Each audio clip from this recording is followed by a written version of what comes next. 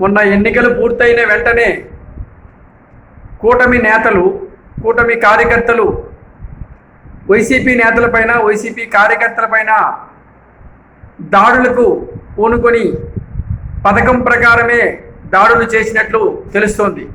ఇదంతా ఎందుకు చేస్తున్నారు అంటే, ఒకంత వైసీపీ నాయకులని, కార్యకర్తల్ని భయపెట్టి రేపు ఎన్నికల కౌంటింగ్ కేంద్రాల్లో ఏజెంట్లుగా కూడా నిలబడడానికి భయపడేటట్టు చేస్తే అక్కడ మనకు నచ్చినట్లు మనం చేసుకోవచ్చు అనే ఒక కుటిల బుద్ధితో ఇలా చేసినట్లు తెలుస్తుంది. ఇది గ్రహించిన వైసీపీ నేతలు, కార్యకర్తలు, నాయకులు వాళ్ళ కార్యకర్తలకి ఒక సందేశం పంపించారు.